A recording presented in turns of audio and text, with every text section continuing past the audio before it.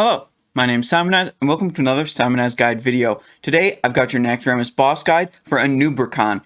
If you like these guide videos, be sure to hit like down below and subscribe for more videos. Now, let's get to it.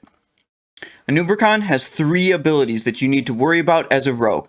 He has Crypt Guard adds, he casts Impale, and he casts Locust Swarm. First, we'll talk about the Crypt Guard adds, which make this boss a great opportunity to use Blade Flurry. Free Action Potion can help you avoid the Immobilize effect that the Crypt Guard adds use and allow you to position yourself properly for a Blade Flurry to hit 2 targets.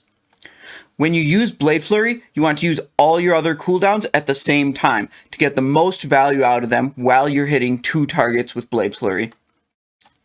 Next up is Impale. Impale targets a random raid member and then stuns and knocks up into the air everyone in a line AoE towards that player. If your raid spreads out in an arc around Anubrekhan, Impale is less likely to hit multiple players, so this is what you want to do. This is an example of bad positioning, with the boss right here, the tank, the melees, and the ranged and healers. You see everyone is kind of clumped up, and if you imagine a line from the boss towards any random player, it crosses over a lot of different players, which means Impale would hit a lot of people every time. This is an example of good positioning. You see the melee is spread out in an arc, and the ranged and healers are also spread out in an arc. If you draw a line out from the boss to any random player, it hits 1, maybe 2 players. So that's good positioning that minimizes the impact of Impale. Now you can't always control what the other players in your raid do, but you can control what you do. If you see a clump of other players stacked on top of each other, move away from the clump to reduce your odds of being impaled.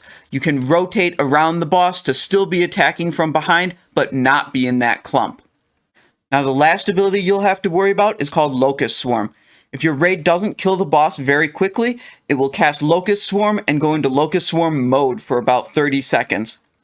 While the boss is in Locust Swarm mode, everyone within 30 yards is silenced, unable to attack, and takes stacking damage over time. It's very bad. You have to stay away from the boss during this ability. An additional Crypt Guard is also spawned when Locust Swarm starts. You can focus your attacks on the Crypt Guard until Locust Swarm ends. Now let's check out a boss kill video for this boss. Here we are on the pull, just getting everything in position. I've got my Ancient Cornerstone Grimoire equipped, I activate it, switch to my regular weapon, and then I start up with my trinkets, Jomgabar, and Badge of the Swarm Guard, hoping to be able to Blade Flurry these, but you see the positioning was a little bit out of place, so we didn't get a very good Blade Flurry here. Now some people, you can see right now, are stuck in a immobilizing web spray. I used a free action potion to avoid the immobilization effect so I can continue to move and stay on target. Now the adds are dead, so we go to the boss. And you can see the melee DPS are spreading out around the backside of the boss, so we're not all in one big clump. That's to avoid the Impale. The Impale, like we said before, targets a random player and then affects everyone in a line towards that player. So if you're all in a clump, it's going to affect a lot of people at the same time, which is totally unnecessary. Spreading out minimizes the number of people that get hit by Impale. So now we're just going to DPS this boss for a little while.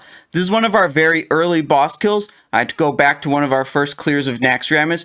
I made sure to pick a kill that actually shows the Locust Swarm ability. Now my raid consistently kills this boss without seeing a Locust Swarm.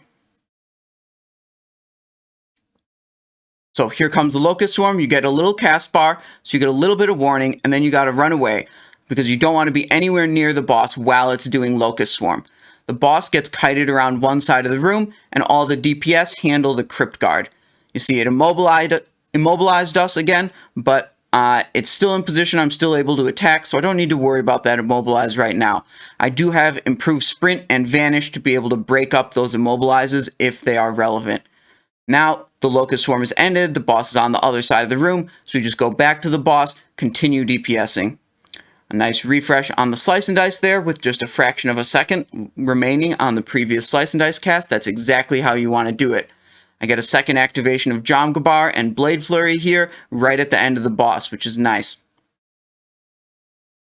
Again, we're spreading out in an arc shape around the boss to minimize that impale damage.